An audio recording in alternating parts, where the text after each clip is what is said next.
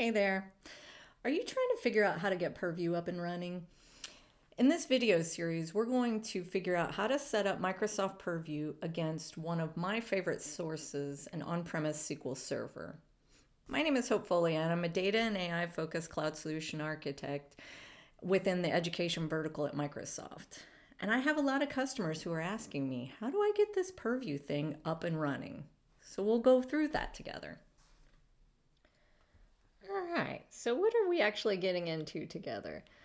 Over here, I have set the steps that we're going to take to get our Microsoft Purview account set up and running, getting the metadata goodness out of that SQL Server we have in our on-prem environment. So videos are new to me. I appreciate any feedback and let me know that this is helpful, but I'm excited to jump into this with you and get this up and running. So I want to make sure to call out data governance is definitely a lot more than technology. I wish I had a magical technology silver bullet that handled all of the data governance process, but unfortunately, there's a pretty hefty load in the people, the processes, and the policies that you're going to set up for your differing levels of data within your organization. So we are focused only on the technology within this video. So I want to make sure also to cover what is Purview then. Microsoft Purview is a SaaS solution for your data governance needs. It encompasses a few different things that are important in a data governance process. A data catalog to help you find and find your different data assets out there, classify them, have sensitivity labels, and also make sure things like those, beautiful views and stored procedures within our SQL Server, make sure that the work that has been done on those, make sure that that's discoverable and able to be found by the people that need to consume and work with that data. So I also want to call out, there was a fairly recent name change for Purview. Folks on the M365 might be seeing it in their compliance center places. And you also seen a rename from what was Azure Purview to Microsoft Purview. You're going to see those differing kind of places of the technology meld together and become more one place. But right now they kind of still exist in a couple different places. So you can see where people are going, where Microsoft is going and kind of taking the goodness of the different data governance and data protection from, kind of from the M365 compliance area, and then also from the what was called Azure Purview and more focused on data governance of Azure data technologies. So want to make sure to call that out and make sure we're all on the same page before we dive in. So let's go ahead and start diving into setting up Microsoft Purview. All right, now for the good stuff. We're going to start building things and we're going to start with setting up our account. I am logged into my Azure portal here. I have a brand new resource group. I'm ready to get going and set up my Purview account. So let's go ahead and hit create. One thing I'll call out while I'm looking for Purview to set up is I've also shared before the deployment checklist. I have set up a few resource providers while I am getting this going. Under the covers, it's going to create a couple things, an event hub and a resource provider, and then we also have the Purview account. So we're going to need those three resource providers, the Microsoft Storage, the Microsoft Event Hub, and the Microsoft Purview resource providers. I have a link for the deployment checklist below. So let's go ahead. We're going to point to our new Hope Purview resource group. We're going to call this Hope Purview for our account. This piece here, anytime you see a blue box inside of Azure documentation, and especially when it's in the create kind of blades, This is calling out a very important thing I want to talk about, and that is make sure you're ready for the dials from a pricing standpoint to start turning when we set up this account. This is calling out capacity units. There are a lot of different kind of resources in Azure that kind of have an abstraction away for the compute. This is another one of those called a capacity unit. And when we set up a Microsoft Purview account, it's going to start with one capacity unit, and certain variables will impact your costs kind of from there. I'm going to pull up a couple other links real quick. Make sure you take a look at this. Pricing in Azure is something I always tell my customers, I'm sorry, I wish it was easier, but there are a lot of, it depends on what you use. This is also the case inside of Purview. Essentially, what you're going to pay for is that one CU, and then also you'll have some variable costs based on what you scan, how much you scan, how often you scan for those data map charges. If you're using things like the data map enrichment, there are ways you can turn that off. But make sure you're kind of ready for the dials to start turning before you go ahead and set this up. Take a look at these. There are a couple really nice links that go through this, but just make sure you're ready for the dials to start turning as you do this. This is also going to set up a managed resource for me. That's where those event hubs and storage, that event hub and storage account will be held for me. Kind of Microsoft, hey, you handle the setting up of the resources under the covers for this portion of what you need, is essentially what that is. The next piece is networking. So in the steps you saw, we're going to be using a self-hosted integration runtime. I'm going to use that. That's a similar approach to what my customers with like Power BI and the on-premises data gateway, or if you're familiar with Data Factory, it's the same self-hosted integration runtime for this. We're going to use that approach. If you go private endpoints, I want to make sure to call out this. You definitely need to make sure that your networking, your Azure networking resources are on board with you and ready to kind of set up different things. That deployment checklist goes through that approach as well, so make sure to check that out. I'll also give some other detailed documents for this approach. One thing to make sure I want to make sure you understand is if you go this approach, it's essentially kind of the end-to-end isolation.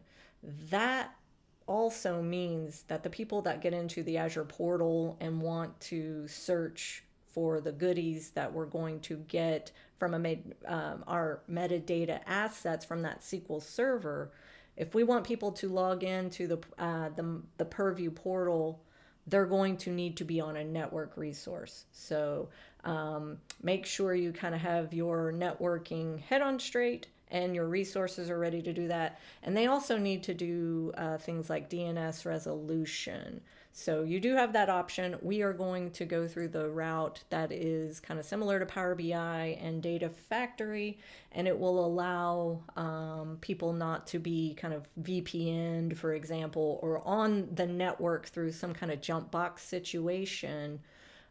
If we go down the private endpoint road, there are also cost implications for kind of forcing traffic through certain tunnels. So want to call that out. We're not going to set up. I'm not going to set up kind of existing Kafkas to tie into. I'm not going to set up any tags, but we're going to go ahead and review and create this. It's going to go through and do some validation for different things like checking for those resource providers. And we're ready to hit the create button. Let's do it. Okay, now through the power of editing, we can see that our Purview account is set up. I realize I spelled that kind of interestingly. But you can see here it is now, the deployment is complete. And this takes us to our Purview account location inside the Azure portal. You can see kind of the usual stuff that you would normally see, like similar resources in Azure. But now I have access to this Microsoft Purview governance portal. Let's open that up. We're logging in as this person. And voila, we have a Purview, Microsoft Purview account set up inside of Azure. So next, we're going to step through and show how we can set up collections and access, set up some folks with access to our Purview. All right, now within Purview, we're going to set up what we call our collections. So I am logged into my Purview governance portal here, and let's go ahead and take a look at the map. So over here in this pane, I'm going to expand this. This is our data map section. I'm going to go ahead and expand that back. So we're in our data map section, and you can see here in this view, we only have a root collection. So this is created by default. I didn't skip ahead on anyone. So within here, we're going to start setting up our organization. So let's view the details here, and we're going to add a sub collection under this. So we're going to set up kind of a dev test prod for our next environment. So we will say dev. If I wanted to add some collection admins now, I can. I'm going to skip that for now.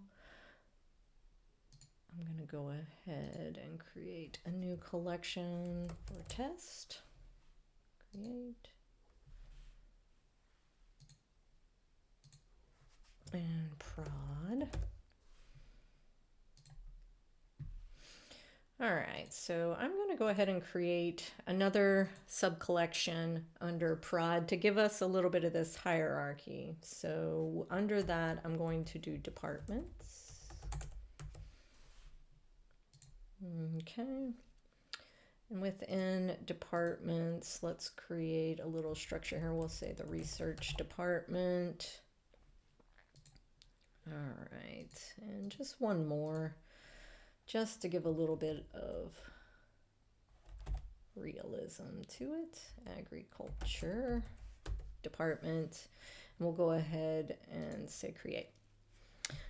All right, so we have a couple different departments. You can see we kind of have an organization now to this. And you can see everywhere we kind of step through has an area for role assignments. So this is where we're going to start to be able to add different people in here. I'm the admin. I created Purviews. So you can see here I am a collection admin at this level here. There are data source admins. I'm going to make sure to put in another reference link to a nice view that steps through all of these different roles. But this is also kind of stepping into the area of the people. These are the different roles that you can grant access to. You can see workflow admins. Data reader is kind of the lowest level of access we're going to grant. So now that we have kind of this structure for how we're going to dole out the role assignments, we're also going to dole out the metadata based on these different collections. So we're kind of creating the organizational structure for how we want our Purview security access to flow as well. You can see here, let's say the research, we do not, if anybody creates any sub-collections, we do not want the permissions to be inherited. You can see by default, it is set to kind of allow the permissions to trickle through. If I click this to say yes, it's going to say, hey, I do not want any access to kind of flow further than here. I'm going to be restrictive on this. So let's cancel that. All right, let's go ahead and grant someone access. So I have a user kind of waiting in the wings that is chomping at the bit to to get access into Purview. So let's say they're fairly trustworthy, and we're going to let them have access at the department's level. That means they are going to get access. Their access is going to flow down into agriculture and research, but that's okay. They're trustworthy. So we're going to go ahead and add them to be a. Let's go ahead and have them. Just to be safe, just give them reader access for now. So we're going to look up Ted Lasso. He's a very trustworthy guy. And we're going to add them as a user over here. I'm going to jump to a different browser that I have logged in. I'm logged in already as Ted, and I already kind of jumped the gun. Ted is super excited, so he jumped the gun, and I just wanted to give a view of what things look like if someone is not granted access. You can see Ted tried to jump the gun and got this message. Let's see if we will be allowed now. So I'm hitting refresh and tempting the access demo gods to play nicely for me here. And you can see here now Ted can see things. And let's take a look at his view. You can see he can see other departments. And as we start to get further down in the process, we'll start to see some assets in here. But you can see that Ted has now been granted access, but there's not much to see. So we granted a level of access. We saw some of the different roles, and we have set up our collection. Next, we're going to set up a self-hosted integration runtime for us to start being able to access that on-prem SQL Server. So, okay. Next, what we're going to do is set up something called the self-hosted integration runtime. What the heck is that? That is a technology that is going to be used. We're going to install it close to our SQL Server on-prem. It doesn't have to live on the same machine, but you don't want it to hop through kind of multiple network locations. We're going to set that up in our environment that has access to the SQL Server. So in our on-prem environment, we're going to set up this self-hosted integration runtime to be able to access that SQL Server behind the private network.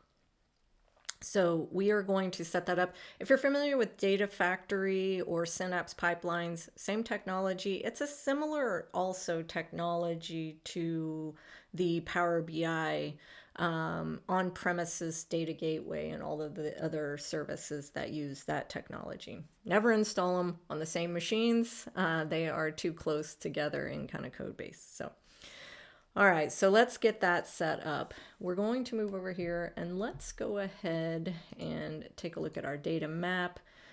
And we're going to move to our integration runtimes location. You can see we don't have any set up yet. We're going to set up the self-hosted flavor. Azure integration runtime is for Azure's resources. We're going to use the self-hosted to get to that SQL Server. We should name this. My SQL Server is called Hope SQL Server. And this is, we'll go ahead and call it IR. We'll create. All right, so you can see here, I'm going to grab this link. We're going to use that. We'll move over to our machine. And these are the different keys that we're going to need to set up. So I'm going to jump over to my VM in Azure. And just for the sake of time, I have gone ahead and downloaded the integration runtime, and it has been downloaded on this machine. It should be here. All right. So we are going to now install the integration runtime. That we're installing it on the same machine. Again, you don't have to install it on the same machine. It just needs to live kind of in a similar network location. So let's go ahead and pick English. Next. Install.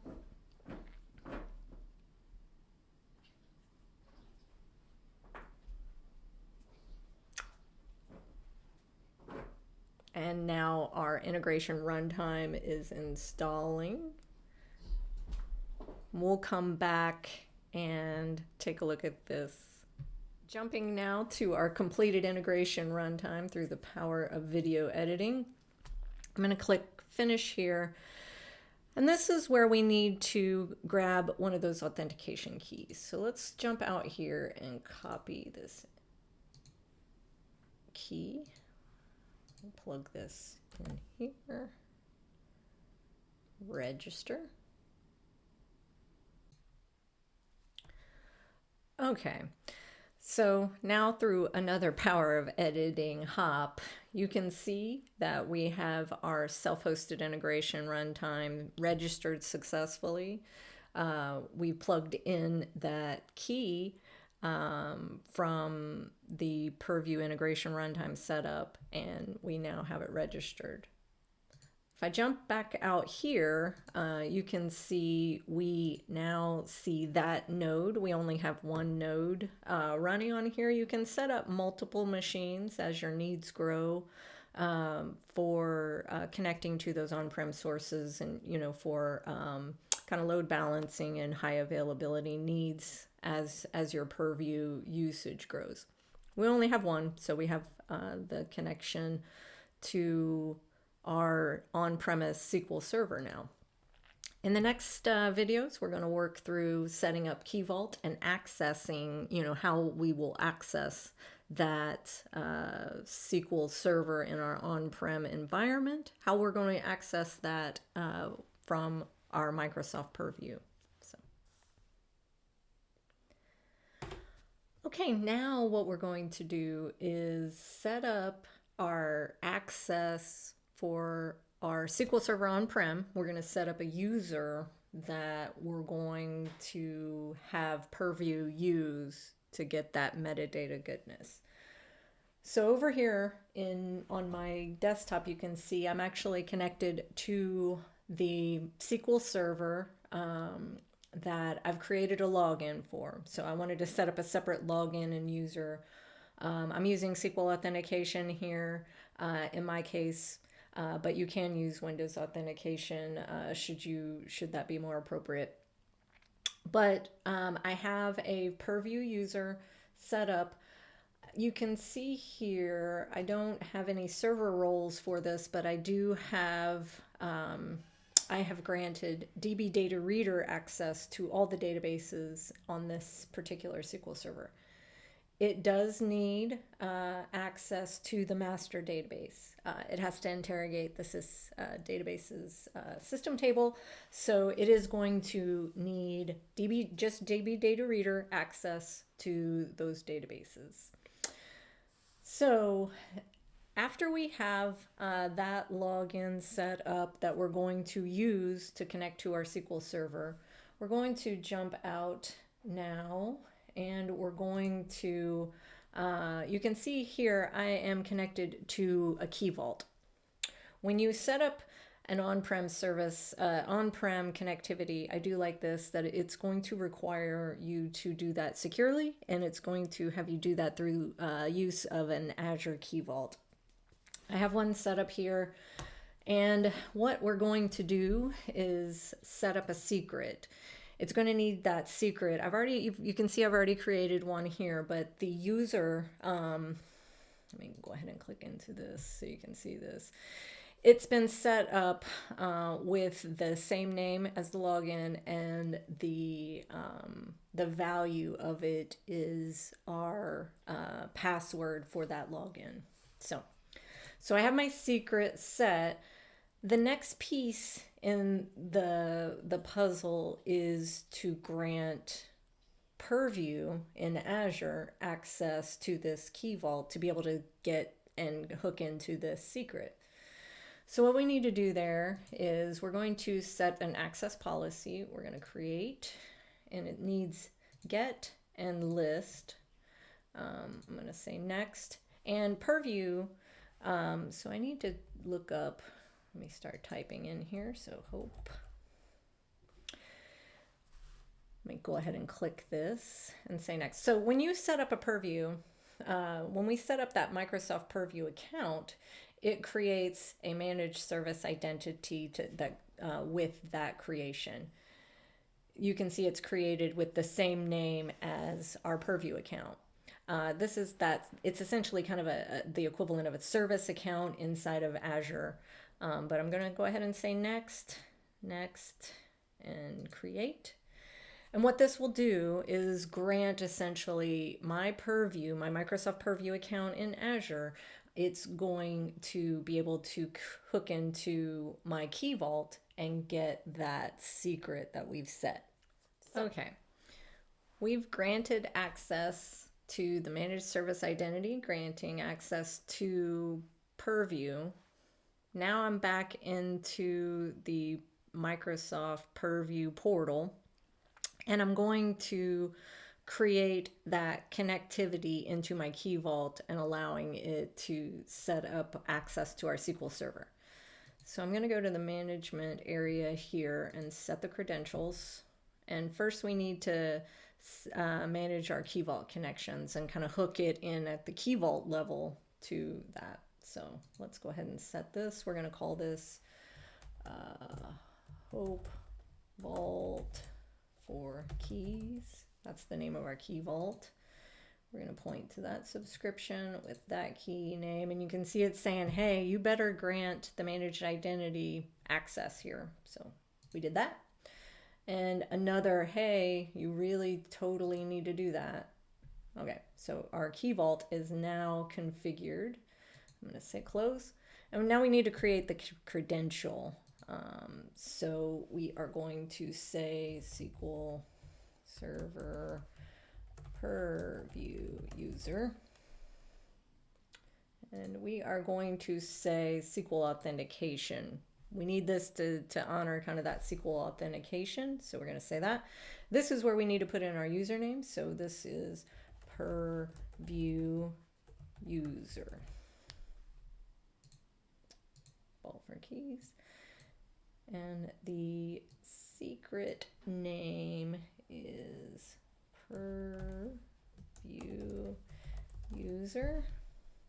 We'll say create. Okay. So we're done with this step, and the next step we are going to start to set up the scan process and set up our source within our Purview collection. All right, now it's time to set up our SQL Server source inside our Purview collections that we set up earlier. So I'm going to go over to the data map area, and you can see now, I can see when you're setting up your environment, you might only see this, but if you expand down into the levels, you should see those collections appear that we set up earlier, or you can kind of go to this view and see them there. But we're going to set up our sources here in this area, and I like this kind of map view of things. So here's where we're going to register our SQL Server. Big moment here. So I'm going to scroll through these various different data sources you can set up. And just to kind of mention, if this would flow through a similar process if I was doing an Oracle on-prem or one of those other sources that are on-prem private network sources, it would be a similar process. So there would be potentially some nuances in the data source specific things, but we would go through the same process. But again, we're going through our SQL Server. So I'm going to call this Hope SQL Server. I feel like this should kind of reflect, the server name. This is the server name here. You want to make sure that the name reflects the source appropriately.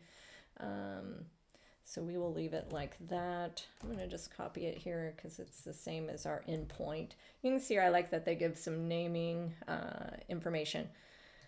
Now this is where I'm going to pick where to put this. The data sources, you want to kind of think through that flow down, trickle down effect. I'm going to pick prod because I want the metadata for my SQL Server to flow from prod on down. So I'm going to put my data sources inside at the prod level, and I will serve up potentially snippets of this SQL Server metadata to the different departments, and we'll see that in the scan, which is our next step. So I'm going to go ahead and say prod here and say register. And again, we'll give this a second. I'll kind of talk through this. Again, we're still not really kind of testing connectivity. That comes with the scanning. So now you can kind of see our SQL Server here is set up as a source, and we're ready for the next step, which is going to be scanning. All right, big moment. We are setting up our scan against that SQL Server. I am now over in my sources environment. Just to kind of step back a little bit, we've set up our collections. We have our source set up at the production collection level. And then I'm going to view the details here and set up our new scan from this path. Excuse me. So let's set up a new scan. Here, I'm going to say, we'll call this Hope SQL Server. And I'm just going to call it Hope DB for the naming convention of the database. All right. This is where we're picking our self-hosted integration runtime that we set up, and you can see that it's in a running state. Just to kind of call out, if I set up my self-hosted integration runtime on a machine that gets shut down, you're definitely not going to be able to scan. So make sure you set it up on a machine that is available for scan purposes at scan time. So we will call this Hope SQL DB. I believe that's right. And I am going to say, hey, let's scan this, and we're going to scan some cow related data, and we only want this to be accessible to the agriculture department. So we're going to set that, and let's check and make sure that successful connection. So this is where we actually say, hey, we want to use all of that SQL connectivity we've set up, and we're going to use it. I'm going to say continue. Let's see here. This is where it's going to go out and take a look at where I've pointed it to and specify. I only have one table. If I had multiple different assets out here, those would show up. But we have a cow biometrics data asset that we're going to scan for. I'm going to specify. You could go with the system default here. I always say set up a separate one, and I'll show you why. So we'll say this is Hope. We'll just call this SQL Server scan rules. Spell things like I want. Continue. All right, so this looks like the system one by default, and you can see here I'm going to kind of start deselecting and expanding things. I'm going to deselect these and kind of scroll through here. Microsoft is definitely and obviously a global company, so you are going to want to evaluate in these scans if you care about an Italy driver's license number, for example, like we're passing through here. Odds are probably not, and this can impact your cost. So if you're going to be scanning your data and kind of, looking for New Zealand social welfare numbers, great. But if you're not, you can save money by kind of reducing your scan, what you're scanning for. So I'm going to go ahead and just scroll to the bottom of this list and pick only these particular things and world cities. I'm going to go ahead and deselect all of these things and say I only want the U.S. bank accounts, credit card numbers, ABAs. You get the gist. These are not, there's a little less. We might just deselect some of these since the list is a bit smaller. but we'll go ahead and continue on and make this a good and proper, good looking scan classification rule set. So you can see what classification rules are going to look for. I'll also post in the comments if you're kind of curious of the patterns and the things it watches for. It's definitely smarter than, kind of, looking for columns named, Japanese my number, for example. It goes through and talks about the kind of patterns and almost kind of at the regex detail level of what it's looking for. So we're going to say continue. You can also kind of do some exclusion patterns. I'm going to go ahead and just say create. And you can see here, there is our, SQL Server scan rules. I'm going to say okay. Here's where I can set this up on a schedule. This also plays into cost. So the recurrence factor, if I'm, how frequently I'm going to scan can impact cost. I'm going to save myself some trouble and some money and time and go ahead and say just once.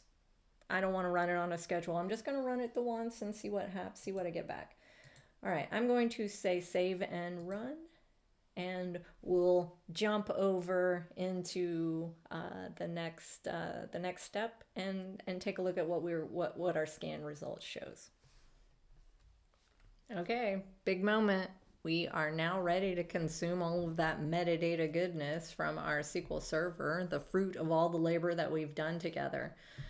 So you can see here our scan completed. It discovered 3 assets. Let's kind of jump out and take a look at how we can search for things. So I'll go ahead and stick with the search I had from before and do cow.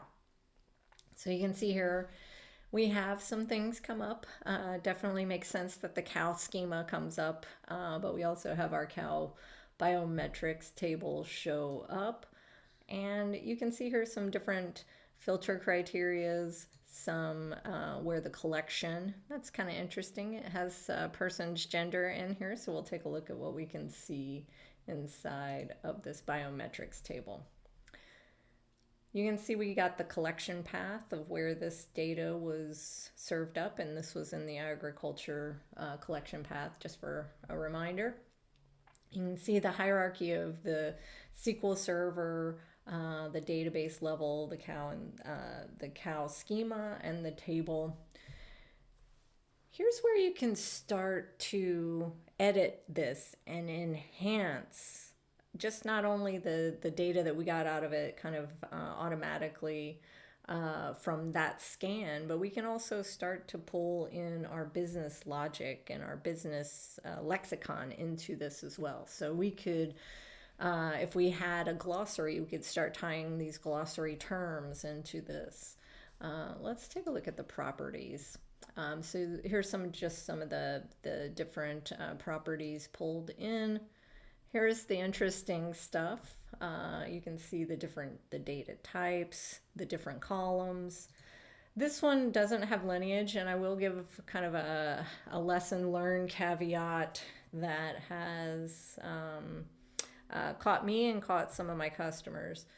Lineage, when you're setting up a specific data source, you want to go check, again, in the documentation, the details for your specific data source. There, especially things like lineage, there are certain asterisks to the types of sources where lineage shows up, and then there can also be some interesting things like from certain sources to certain sources. Just make sure you're connecting, you're checking to make sure those details, and then also for things like data factory and pipelines. You'll only see those things start to kind of roll in as after it's set up and as those things are ran. So don't be surprised if you don't immediately see all of your pipelines. For example, it kind of does a trickle in approach to showing up in kind of subsequent scans after it's set up. So Okay, so that's lineage. I can also set certain contacts for this. I know that's been a difficult process forever. If I needed to upgrade my SQL Server, who is the expert and owner in this situation? Super helpful. So this is where we can start adding to the metadata that is pulled from this. And if I have access to this particular data source, I can do things like open it up directly in Power BI. So I hope that was a helpful thing to run through all of those different steps. And I hope this was a helpful process. We're done. We did it. We walked through setting up Purview, setting up all the different parts and pieces, and getting that metadata goodness out of our SQL servers on-prem. I hope this was helpful. Videos are new to me, and this has been a new and interesting challenge. So I hope you'll come and join us at one of the different Azure hours, especially the data and AI one. You'll catch me there all the time. I hope this has been helpful, and if it has, I look forward to creating potentially more videos to help you figure out how to do the different data things inside of Azure. I really appreciate your time and attention, and thank you.